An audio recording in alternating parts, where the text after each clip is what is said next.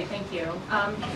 Does the president, who is a former chairman of the Senate Judiciary Committee, agree with the current chairman of the Senate Judiciary Committee that Justice Alito should recuse himself from 20 cases involving a 2020 election or January 6th because of the reporting of the upside-down flag flown outside of his house? So obviously we've seen the reporting, and I don't want to comment on the specific report, on that reporting. What I can say more broadly is that the president believes that the American flag is sacred. You've heard him say that, and is owed proper respect and honor of the brave men and women who have defended our country for generations, and we should be respecting that flag. We should be making sure that it is respected in that way. It is sacred. As for anything else, the conduct or recusing himself, that is something for the court to decide. I just don't have anything else to add, and just want to be very clear. The American flag is sacred. That is something that the president believes in, and you've heard me say this before at this podium many times.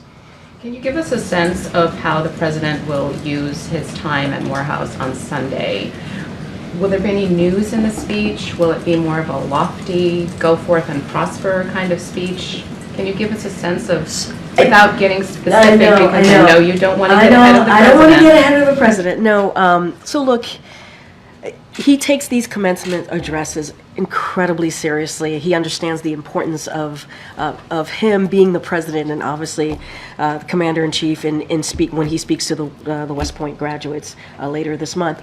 But he sees this as an opportunity to lift up and to give important message to our future leaders. I mean, these Morehouse men who are graduating will be our future leaders. As you heard from Mayor Benjamin when he was standing here behind this lectern, he talked about what it's like to be part of that HBCU, if you can imagine, collective, and how important it is and how respected that is.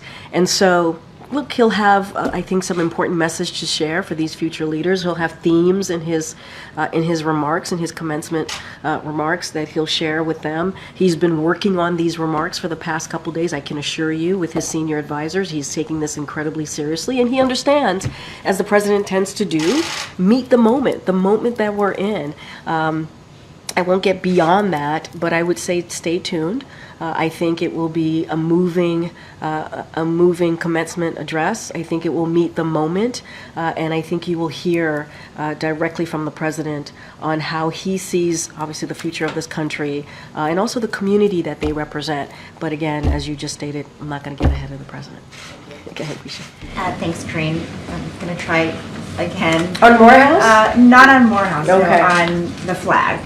Okay. So, given the flag incident, does President Biden believe that Justice Alito can rule with impartiality for all the cases involving January 6th? So look, and this is something that I have spoken to the president about, and basically what I laid out is how he feels is that the American flag is sacred, and we should be respecting that flag. I do not want to get into the business of the specific actions that Supreme Court justices, if they should recuse themselves or not on a court. That is something for the court more broadly. They have to make that decision.